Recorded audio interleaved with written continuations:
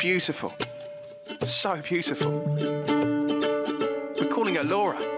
We think she looks like a Laura. Oh. She already has a full head of hair. And she's got my eyes. Luckily for her, everything else is pure Sarah. With free Skype-to-Skype video calls, you can be right there with them, wherever they are. Bonjour, nous voici maintenant au Mexique pour cette 10e heure de direct dans le cadre des 24 heures chrono de l'International. Nous sommes donc au Mexique, à Mexico précisément, capitale du Mexique. Mais attention, Mexico n'est pas, comme son nom pourrait l'indiquer, dans l'État du Mexique, mais dans un district fédéral qui est entouré par les États de Mexico et de Morelos. Alors avec près de 9 millions d'habitants, Mexico, c'est la ville la plus peuplée du Mexique. Et on va d'ailleurs tout de suite demander à Elisabeth Béton-Delegue, qui est l'ambassadrice de France au Mexique, une information sur la présence française. Et tout de suite après, je vous présente mes invités.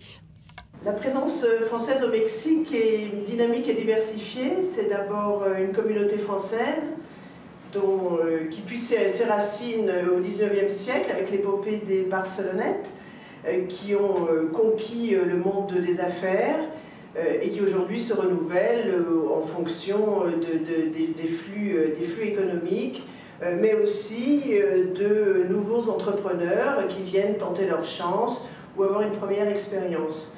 C'est aujourd'hui à peu près 30 000 personnes, dont une bonne moitié enregistrées au consulat général de Mexico et une bonne moitié aussi dans la capitale.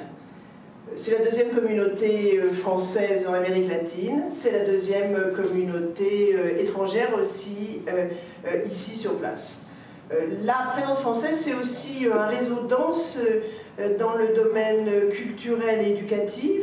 Nous avons la chance d'avoir le plus grand lycée conventionné du monde, 3600 élèves, avec des perspectives d'extension pour répondre à une demande croissante. Un réseau d'alliances françaises sur l'ensemble du territoire, il y a 38 alliances, mais aussi des échanges universitaires qui sont denses. 1500 jeunes français viennent étudier au Mexique, c'est la première communauté étudiante étrangère, et nous recevons, nous, en France, 3000 étudiants mexicains environ. C'est aussi un centre de recherche qui favorise le dialogue des civilisations. Alors pour parler de Mexico, j'ai à mes côtés Stéphanie Lejon. Vous êtes avocate, vous travaillez pour le cabinet Capin, Calderon, Ramirez et Gutiérrez Aspect. Excusez-moi, je le lis, mais c'est un petit peu long. Et vous avez vécu au Mexique de 1995 à 2006. Oui. Et je crois d'ailleurs que vous avez un enfant qui est franco-mexicain. Tout à fait. Voilà. Bonsoir.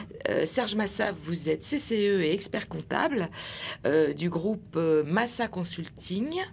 Et vous avez un bureau à Mexico depuis 1994. Absolument, et 45 personnes. À Mexico. À Mexico. Parfait.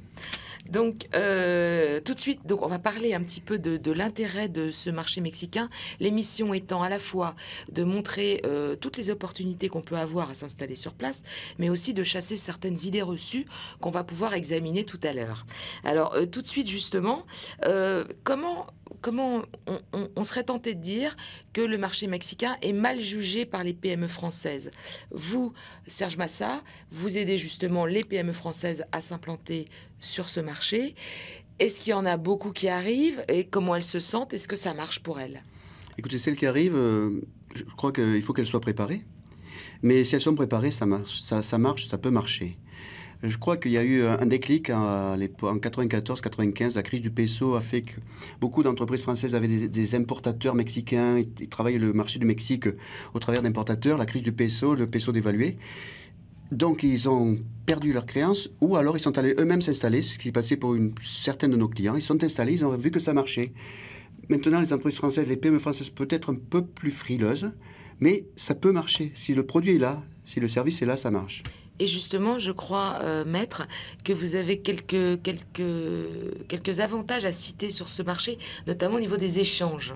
Oui, c'est le Mexique est un des pays qui a signé le plus d'accords de libre-échange avec l'ensemble des pays voisins. Bon, on connaît l'ALENA, l'accord de libre-échange nord-américain avec les États-Unis, également l'accord de libre-échange avec l'Union européenne. Enfin, il y a à peu près, je crois, 12 accords de libre-échange signés également avec tous les autres pays, pratiquement tous les pays d'Amérique latine. Donc le Mexique est vraiment une vraie plateforme pour s'installer, pour pouvoir aller vers les États-Unis, vers les autres pays d'Amérique latine, également vers l'Asie, puisqu'il y a un accord de libre-échange avec le Japon. Donc le Mexique a vraiment multiplié les accords commerciaux. Et non seulement sans parler de ces accords, elle a aussi une position géographique oui, naturellement stratégique. Exactement, avec sa frontière avec les États-Unis et un marché intérieur important également, qu'on ne peut pas négliger. Pays jeune, moyenne d'âge de 27 ans, très consommateur. 110 millions d'habitants, je crois. On n'est pas loin de 115 millions d'habitants, et c'est un marché consommateur d'un pays jeune, donc ici à prendre en compte. Je vous interromps, mais on va écouter tout de suite Julie Riotte, qui est directrice de la chambre franco-mexicaine là-bas à Mexico, et qui va nous faire justement un petit point sur les secteurs actuellement porteurs dans cette zone. On va tout de suite l'écouter. Bonjour Paris. Un des secteurs porteurs au Mexique dernièrement est l'aéronautique. Beaucoup d'entreprises françaises et autres se sont installées ces dernières années. Mais il ne faut pas oublier que le Mexique étant une terre de grandes opportunités, tous les secteurs peuvent être intéressants, notamment dans le service public pour les contrats marchés publics-privés et l'environnement, les nouvelles technologies, l'agroalimentaire, l'industrie pharmaceutique. L'éventail est suffisamment large pour tout le monde. Durant ces 10 dernières années, le Mexique a eu une politique d'ouverture des investissements importants pour pouvoir faire venir l'investissement étranger, dont la France n'a pas encore suffisamment profité. Il est aujourd'hui facile, rapide et pas spécialement coûteux de s'installer au Mexique en tant que PME. D'ailleurs, la Chambre de commerce franco-mexicaine a une pépinière d'entreprises qui reçoit constamment une dizaine à une quinzaine de PME qui s'installent au Mexique en commençant dans nos bureaux. On les aide à décoller et après, elles restent. Et dans 99% des cas, les entreprises ont réussi au Mexique. Alors, comme on vient de l'écouter, Julie Riotte vante les efforts que font le Mexique pour attirer justement les entreprises. On va d'ailleurs passer en revue toutes les facilités qu'on peut avoir à y monter une entreprise. Juste au niveau des secteurs porteurs, donc, elle a relevé les partenariats publics-privés. Je crois que c'est quelque chose également que vous jugez intéressant. Tout à fait. Il y a une loi qui est entrée en vigueur il y a pratiquement un an, jour pour jour, avec son règlement, qui met en place au niveau fédéral les partenariats publics-privés et qui marque très clairement l'intention du gouvernement mexicain d'obtenir des investissements étrangers dans les infrastructures. Qu'il s'agisse d'infrastructures routières, mais il peut s'agir également ferroviaires ou dans d'autres domaines. L'atout et l'avantage de cette loi, c'est qu'elle est fédérale, parce qu'il existait des lois au niveau local des États. Désormais, il y a un cadre fédéral des partenariats publics-privés qui permet également l'initiative du partenaire privé sur un projet donné. Sans avoir besoin pour cela d'avoir un associé mexicain. Alors, pas forcément, effectivement, puisque là, le partenaire peut être 100% étranger. Il faut cependant, bien entendu, répondre aux conditions du partenariat, puisque ce sont des contrats long terme. Et une des conditions, généralement, est de former une société localement pour pouvoir participer à ces partenariats publics-privés. Alors, pardon, excusez-moi. Comme le disait Julie Riotte, c'est très simple de former une société au Mexique. Et justement, voilà. Serge Massa, comment on monte une société au Mexique? C'est long, c'est court, ça coûte de l'argent, c'est facile? C'est facile. C'est très simple. Vous vous appelez Stéphanie, elle vous monte la société en 2 temps, 3 mouvements. Non, pour être plus simplement. Donc, créer une société au Mexique, un capital minimum est de 2 pesos. C'est rien du tout. Ça fait à peu près 12 centimes d'euros. Vous avez besoin de deux associés, c'est tout. Et avec ça, vous créez votre société. Il faut être 2 toujours. Il faut être 2, au minimum 2. D'accord. Mais pas forcément un Mexicain, un Français, on peut être 2 Français. Non, on peut être 2 Français, on peut être 2 étrangers, il n'y a pas de problème. D'accord. En termes de délai? 2 à 6 semaines à peu près. 2 à 6 semaines, oui. D'accord. Fiscalité importante, pas trop importante? Inférieure à celle que l'on connaît, nous, en France, un petit peu plus simple. Enfin, Serge va peut-être en parler. Elle est de l'ordre de 29, c'est ça? Oui, 29%, 32%, ça change tous les ans parce qu'il y a une loi fiscale qui est votée tous les ans. Et le 1er janvier, il y a tout un papier comme ça qui nous dit les lois ont changé, mais ça ne change pas beaucoup au bout du ça change d'1%. Et donc, il y a fiscalité, impôt société, environ 29%, 30% cette année, ou 30% l'an dernier, 29% cette année. La TVA, 16% ou 11%. Et puis avec ça, vous avez fait à peu près le tour. Pardon, je précise, il y a aussi une taxe sur les flux de trésorerie, ce qui veut dire le yetu. C'est un mot barbare, ne m'en veuillez pas, j'y suis pour rien. Mais simplement, le yetu est une taxe sur les flux de trésorerie et les actifs qui fait que si vous n'avez pas de profit, vous payez quand même cette taxe. Et c'est soit cette taxe, soit l'impôt société qui s'applique selon le niveau. C'est un droit d'exister en tant que société, en fait. C'est un petit peu ça. D'accord. Au niveau des charges sociales, Elles sont à peu près de 25% répartis entre l'employeur et l'employé. Le niveau du salaire minimum au Mexique est grosso modo, je veux dire en dollars, à peu près 115 dollars par mois. Oui. Donc en euros, ça fait un petit peu moins. Le salaire minimum est appliqué dans certains secteurs, mais dans beaucoup de secteurs, il n'est pas appliqué. Dans le secteur des services, on est souvent à plusieurs salaires minimum. Donc voilà. Alors, puisque charge sociale, embauche, on dira simplement qu'effectivement, il est visiblement facile d'embaucher du personnel étranger, puisque le visa s'obtient très facilement. Oui, le visa s'obtient facilement. C'est une démarche relativement simple. Il faut remplir quelques papiers, avoir certains documents apostillés en France, c'est-à-dire légitimés par le consulat du Mexique en France. Et puis avec ça, vous obtenez votre visa relativement facilement. On ne vous met pas des bâtons dans les roues. Ok. Donc, puisqu'on parle d'embauche, qu'on parle de charge sociale, on va faire une petite pause. Et puis après, tout de suite, on va parler du droit du travail.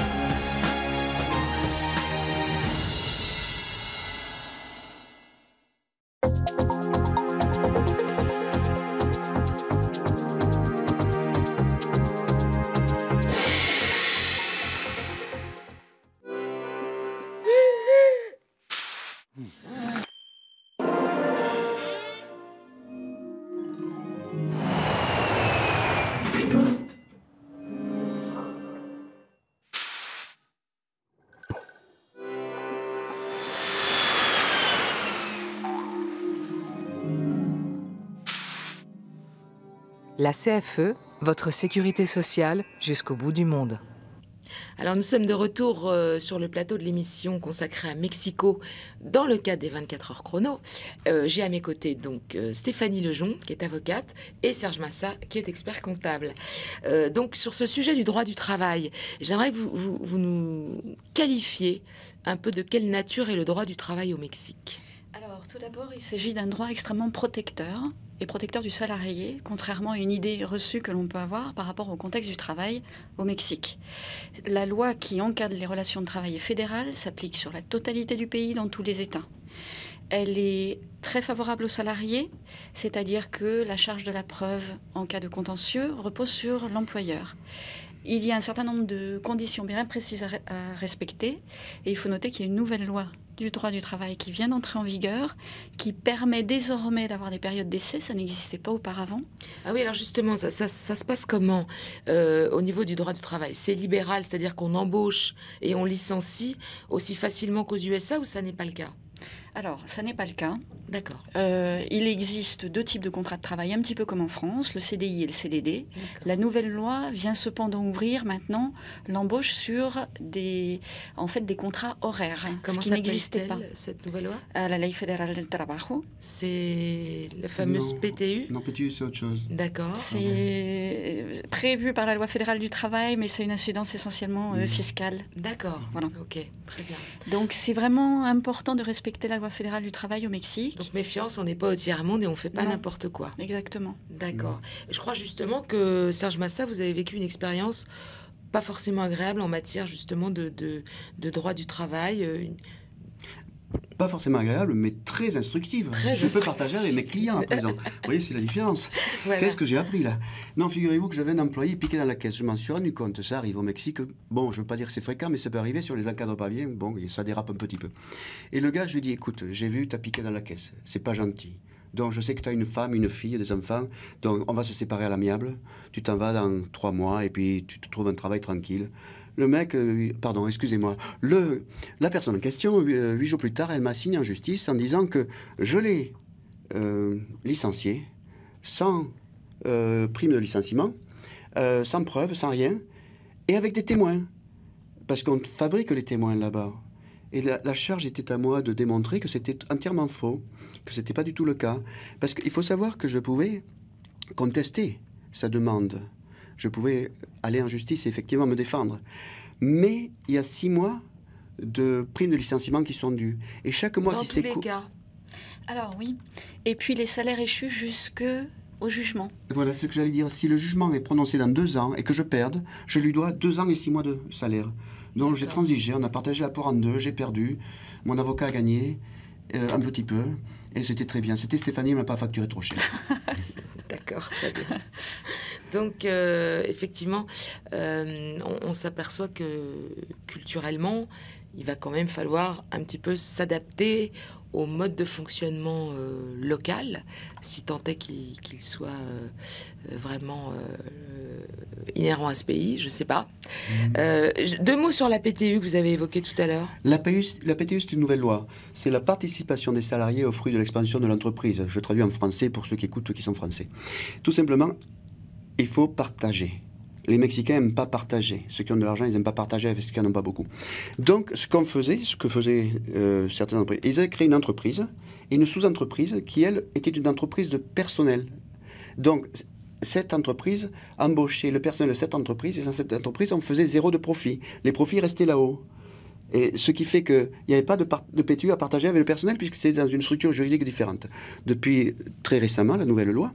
Donc, cette possibilité n'existe plus et vous pouvez faire appel à Manpower parce que Manpower aussi, certaines entreprises faisaient appel à Manpower, n'avaient pas de personnel. Si vous avez le personnel Manpower, ils ont droit au partage des fruits de l'expansion de l'entreprise. C'est ça la PTU, les nouvelles lois sur la PTU. D'accord. On ne peut plus contourner la loi. Très bien. Bon, bah, c'est comme ça. C'est comme ça, oui, oui. Donc on a évoqué justement le problème que vous aviez rencontré. Ça m'amène tout naturellement aux notions de management et de s'habituer peut-être aux habitudes culturelles, enfin à la façon d'être ou à la façon de faire qui règne là-bas. Et tout de suite, on va écouter Marie-Hélène Ponvial qui est élue à l'AEFE. Merci Stéphanie, on se retrouve en fin d'émission. On écoute tout de suite Marie-Hélène Ponvial. Alors sur les différences interculturelles entre la France et le Mexique, un Français souvent est surpris quand il arrive au Mexique de la notion d'horaire et de ponctualité des Mexicains qui n'est pas la même que la nôtre. L'avantage, c'est que si on arrive en retard, ça n'a aucun problème, alors qu'en France, on serait très mal vu. Une tradition aussi au Mexique dans le milieu des affaires, c'est de se recevoir beaucoup pour les petits déjeuners. Il y a énormément de petits déjeuners d'affaires, donc souvent on arrive un peu tard au bureau. Et le déjeuner est très tard et se prolonge quelquefois jusqu'à 6h, 8h du soir. Mais après, on retourne au bureau après jusqu'à 10h du soir. Il n'y a pas la tradition de la sieste comme on peut la connaître en Espagne. Ce qu'on peut dire, c'est que pour les hommes d'affaires, leurs journées, elles sont longues parce qu'elles commencent, je ne parle pas des temps de trajet, mais elles peuvent commencer à 7h30 ou 8h et se prolonger jusqu'à 10h, 11h du soir. On a souvent des rendez-vous qui se prolongent extrêmement tard. D'autres différences culturelles, si on est invité à dîner, on sera invité à dîner à 8h30 du soir comme en Europe, mais surtout n'arrivez pas à 8h30 ou à 9h, pas avant 10h30. Sinon la maîtresse de maison n'aurait même pas pris sa douche quand vous arriverez. Donc ça m'est arrivé, donc je l'ai cette d'expérience. Donc voilà, c'est des tas de petits détails qui font qu'il faut savoir s'adapter, s'intégrer. On parlait de l'intégration tout à l'heure. Mais ça fait le charme du pays. On n'est pas parti dans un pays si lointain pour vivre exactement comme on vit en Europe. J'ai mes invités à côté qui brûlent d'envie de réagir. Pascal Gras, merci d'être sur le plateau. Vous avez vécu de 2000 à 2011 à Mexico et vous êtes le directeur général de Movisafe America Latina qui fait du conseil en sécurité. Tout à fait. Et toujours Serge Massa à ma droite. Alors, qu'est-ce que vous inspire cette vidéo? Comment vous avez envie de réagir par rapport à ça? Comme le dit Marie-Hélène, chaque pays a ses caractéristiques. Et au Mexique, effectivement, le côté convivial a sa part d'importance. Beaucoup de contrats ou de business se ferment au restaurant. Et ça peut être aussi au petit déjeuner. Effectivement, le repas est quelque chose d'important, le repas d'affaires. Et la plage horaire est aussi longue que ça, parce que décidément, être entrepreneur au Mexique, entre le droit du travail et la durée d'une journée, ça a l'air d'être assez terrible. Non, c'est pas terrible du tout. Le Mexique est un pays merveilleux. Je dois le dire parce que j'adore ce pays. Mais les gens qui commencent à 7h30, j'en connais pas beaucoup. On commence plutôt vers 10h du matin. C'est-à-dire 9h, quand j'arrive au bureau à 8h30, 9h, j'ai personne. 10h, j'ai les gens qui commencent à arriver. C'est vrai qu'ils restent tard, ils restent tard le soir. Et c'est vrai qu'ils restent tard le soir, 8h, 9h. D'accord, on se décale. Voilà, il faut quitter une idée reçue du Mexicain avec son sombrero. Et les Mexicains sont des travailleurs. On est dans une ville qui est énorme, avec des temps de trajet. On en reparlera tout à l'heure, mais les Mexicains se lèvent de très bonne heure pour arriver sur le lieu de travail. Et donc, ils repartent parfois tard. Leurs journées sont... Grande capacité de travail. Grande capacité de travail. Surtout sur... ils se lèvent tôt, ils se couchent tard. Grande amplitude, alors. Grande amplitude, oui. D'accord. Vous managez 45 personnes qui sont mexicaines. Oui, j'ai 2 étrangers et 43 Mexicains. Et vous, Pascal, vous avez du personnel mexicain aussi sur place? Oui, on a à peu près 70 employés au Mexique. D'accord. Juste un conseil pour un entrepreneur qui aurait du personnel à manager sur place? Alors, il faut faire très attention dès le départ au niveau du recrutement. On est dans un pays où on maquille facilement son CV. Donc, il faut vérifier les antécédents de l'employé. Parce qu'effectivement, comme on disait tout à l'heure, avec le risque d'être attaqué après par son employé, il vaut mieux prévenir. Il vaut mieux vérifier ce qu'il a fait avant pour ne pas se tromper au départ. Et ensuite, il faut être... c'est un mélange de fermeté et de respect. Parce que si on est trop gentil... ils vont prendre ça pour de la faiblesse et ils vont tout de suite rentrer dans la faille. Voilà, il faut bien les encadrer. Okay. Alors, maintenant, on va partir sur un autre sujet, mais qui fait beaucoup débat et qui freine d'ailleurs très certainement l'envie de pas mal de PME d'aller s'installer sur place. C'est la sécurité, ce fameux soi-disant point noir du Mexique. On va voir si c'est vrai ou pas. Et on va tout de suite à ce titre écouter Nicolas Mouric, qui est directeur Chronomoda là-bas à Mexico. Bonjour Paris. Alors effectivement, comme vous pouvez le voir dans les journaux en France, la sécurité au Mexique est un souci au quotidien. Mais la ville de Mexico et d'autres grandes villes au Mexique font d'énormes efforts pour améliorer les choses. La police est présente dans toutes les rues. Et en ce qui nous concerne, on fait attention à certaines choses, comme par exemple ne pas aller au guichet automatique, sortir de l'argent en pleine nuit, ou alors prendre des taxis à des bases, ce qu'on appelle des taxis de sitio. Vous pouvez le constater derrière moi, on peut très bien vivre avec des enfants à Mexico, ils s'amusent énormément. Alors Pascal Gras, vous qui êtes conseil en sécurité, une analyse assez rapide de la sécurité au Mexique. Voilà, alors le Mexique, malheureusement, n'a pas une très belle image auprès des médias. On a effectivement une situation compliquée avec un pays qui est coincé entre au sud des producteurs de drogue, au nord les premiers consommateurs.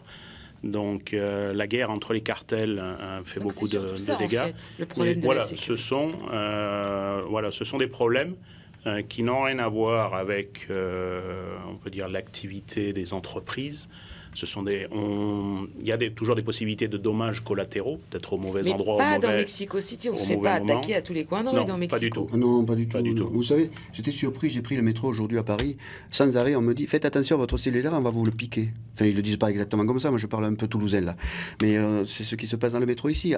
À Mexico, c'est pas forcément ça. Il faut être un peu sur ses gardes, c'est tout. Mexico City est de loin une ville beaucoup plus tranquille que d'autres villes d'Amérique latine. Dites-nous un petit peu les endroits, alors au Mexique, en dehors de Mexico, où il fait pas trop bon traîner, où on peut être victime de dégâts collatéraux.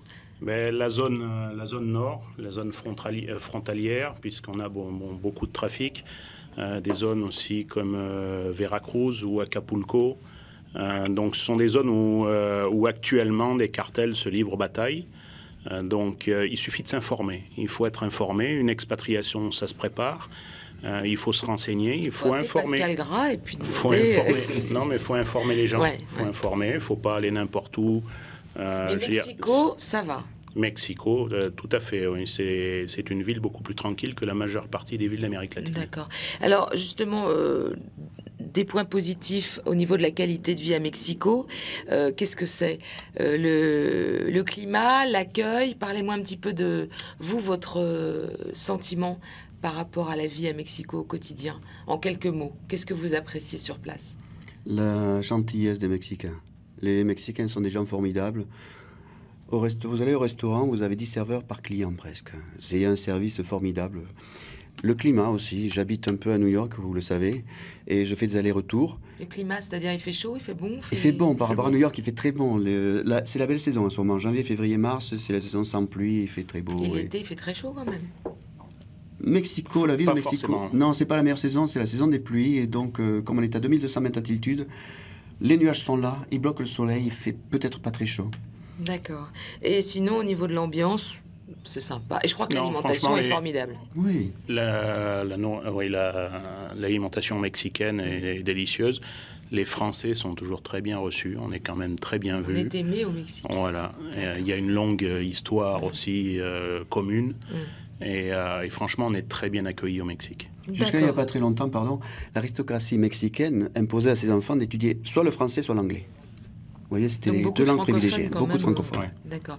Bon, alors on va parler aussi un petit peu des choses qui fâchent. Et pour ce faire, on va tout de suite écouter Nicolas Mouric, qui est toujours directeur de Chronomoda. Et voilà, 30 secondes. Hier, j'ai mis à peu près 30 minutes pour faire ce trajet qui fait 300 mètres. C'est un souci au quotidien. La ville de Mexico est en perpétuels travaux, et ce qui provoque des gros problèmes de circulation. La ville essaye d'arranger les choses en construisant des stations de vélo avec des cartes d'abonnement, des routes et des voies réservées pour les bus, un étage pour le périphérique. Malgré ça, depuis à peu près 10 ans, la ville est parfois un perpétuel chaos, et il est très difficile de gérer son temps entre deux rendez-vous. Mon record personnel étant de 3 heures pour faire à peu près 20 km. Vous êtes d'accord, vous qui avez vécu à Mexico? Oui, moi je roule beaucoup en moto à Mexico pour éviter ces problèmes-là. C'est vrai qu'en fonction de l'heure, on peut perdre énormément de temps dans le trafic. Serge, vous roulez en scooter? Non, mais j'ai une petite voiture, elle passe partout. D'accord. Donc, d'après ce qu'il vient de dire, c'est sûr qu'il y a un secteur à exploiter, c'est tout ce qui est voiture électrique, pot catalytique et compagnie. Il y a de gros efforts qui sont faits par la municipalité pour améliorer. Ils ont mis en place un métrobus. La ligne 12 du métro vient d'être inaugurée. Elle a été réalisée par Alstom. Il y a des progrès qui sont faits, mais on est encore loin de ce qu'il faudrait développer. Et au niveau de la faciliter. pollution, c'est si difficile que ça à vivre ou... C'est une question d'habitude, je pense. Je le vois puisque je voyage entre New York et Mexico. Ouais. Quand j'arrive à Mexico au mois de février, j'ai les yeux qui piquent. Je commence à pleurer. Au bout de 2 jours, c'est fini. Je me suis habitué. Les gens sont habitués. C'est pas très méchant.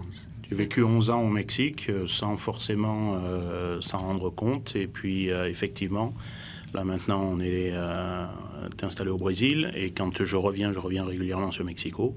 Effectivement, on sent un peu la pollution, mais au bout d'un certain temps... C'est supportable, c'est très supportable. On va faire une pause et puis on va se retrouver après tous les trois.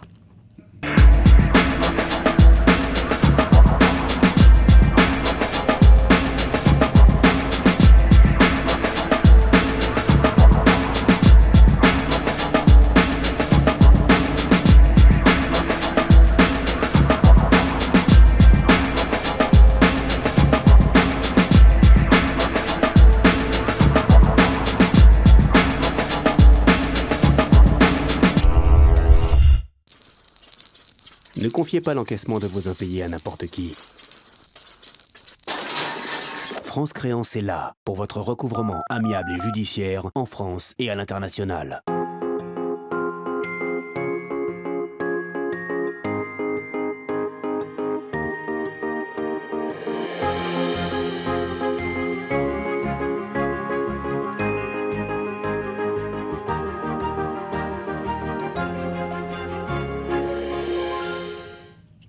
Voilà, de retour sur le plateau de l'émission consacrée à Mexico. Avant d'aborder un dernier point qui va intéresser tout le monde, Serge Massa, vous avez bien 2 mots à nous dire en conclusion avant de quitter le plateau. Oui, je crois que, comme beaucoup de gens, je suis tombé amoureux du Mexique. J'ai voulu installer un cabinet là-bas, j'ai installé un cabinet là-bas, j'ai réussi. Je crois que si on a envie, si on s'y prend de la bonne façon, si on fait son homework, son travail à la maison avant d'aller, la porte est ouverte et les Mexicains nous attendent. Merci Serge Massa. Avec plaisir. Très bien. Donc on va tout de suite écouter une petite vidéo qui sûrement va être de bons conseils pour beaucoup d'entre ceux qui souhaitent partir vivre à l'étranger et notamment au Mexique. Au Mexique, plus particulièrement, on attire l'attention de nos expatriés sur la partie successorale de leur régime à l'international, étant donné que si on décède au Mexique, la loi applicable est bien différente à celle applicable en France. On a tendance à inciter nos clients à bien vouloir rédiger un testament avant leur expatriation ou pendant leur expatriation, parce que leur décès peut être au détriment de leur patrimoine constitué pendant toute la durée de leur vie. Alors Stéphanie Lejon, vous qui êtes avocate, comment est-ce que vous réagissez à cette vidéo ? Eh bien, je pense qu'il faudrait un petit peu nuancer ce qui a été donné, c'est-à-dire que remettre dans le contexte que le Mexique est une fédération, autant d'États, autant de codes civils et de règles qui peuvent être différentes. Ensuite, il faut pouvoir prendre au cas par cas, s'intéresser à chaque situation particulière, puisque ce qui va s'appliquer en matière de succession relève tant de la nationalité des personnes que de leur patrimoine et où se trouve leur patrimoine. Donc je rejoins le commentaire, enfin la petite vidéo qui a été faite, en ce sens où il faut prendre des dispositions effectivement avant de partir, bien se renseigner, mais pas forcément recourir au testament. Le droit mexicain permet généralement de déshériter, le droit français ne le permet pas. Si les biens sont en France, quand bien même les personnes appliqueraient le droit mexicain, en France, on ne pourrait pas, les héritiers ont des moyens de revenir dans le cadre du droit français. Ce qui voudrait dire qu'en fait, il est bon de faire un testament parce qu'un testament établi en France contredirait le testament suivant qui pourrait être établi au Mexique ? Alors, s'il y avait une contradiction, d'abord les testaments, c'est une question de durée. Donc, on appliquera celui qui a été établi en dernier, peu importe le lieu de son établissement. D'accord. Ensuite, il faut faire homologuer. C'est-à-dire que si le testament est fait en France, il y a des démarches pour le rendre valable au Mexique, si la personne décède au Mexique, avec une partie de son patrimoine. Le testament s'appliquera. Au Mexique, on appliquera la loi mexicaine sur les biens meubles et immeubles situés au Mexique. Et on appliquera le droit français et la fiscalité française sur les biens immeubles situés en France. Juste c'est un petit peu complexe. Hein, oui, c'est assez complexe. Mais juste 2 mots par rapport au contrat de mariage. Parce que je crois qu'au Mexique, c'est comme aux USA. Il n'y a pas de séparation de biens. Alors, il y a... En 2 mots rapidement, on n'a pas effectivement les mêmes contrats de mariage qu'en France. Là, c'est un petit peu la même chose que que dans le cas des successions. C'est-à-dire que si les personnes se marient en France ou dans les mariages franco-mexicains, il faut faire homologuer leur acte de mariage pour la validité dans le système français. Après, sur la disposition effectivement des biens, la séparation de biens n'est pas commune effectivement au Mexique. Voilà. Pascal Gras, vous avez été marié au Mexique. Oui. Je ne connais pas ce problème puisque mon épouse est française. Pas de testament. Contrat de mariage, mais mon épouse étant française, on s'est marié au consulat de France. Ah, et dans ces cas-là, on est sous la loi française. Oui. Exactement. Bah écoutez, on terminera sur ces mots. En tout cas, le Mexique, allez-y. Visiblement, c'est un pays d'opportunités. Il est facile de s'y implanter. Il y a de nombreux secteurs à exploiter. Tout à fait, oui. Les Mexicains sont des gens charmants. Au niveau de la sécurité, c'est quand même une idée reçue, tout au moins. Il faut s'informer. Voilà. Il faut s'informer, faire voilà. un minimum de prévention. Exactement, donc bienvenue au Mexique et en tout cas, bienvenue à San Francisco d'ici à peu près une demi-heure à 20h. Voilà, merci de nous avoir suivis, au revoir.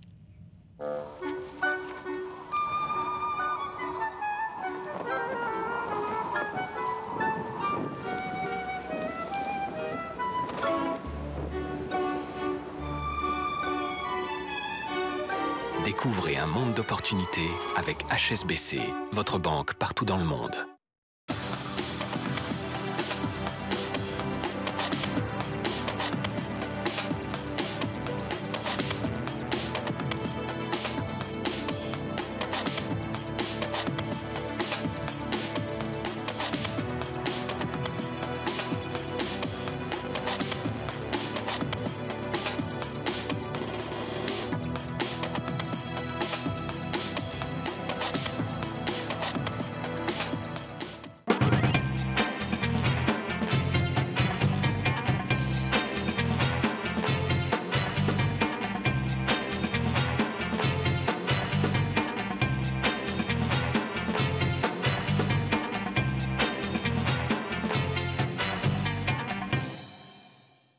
Expatriés, exportateurs, DRH, votre télé enfin sur le net. Reportages, conseils, dossiers experts, dossiers pays, actualités sur news21.tv. Expatriés, exportateurs, DRH, connectez-vous sur news21.tv.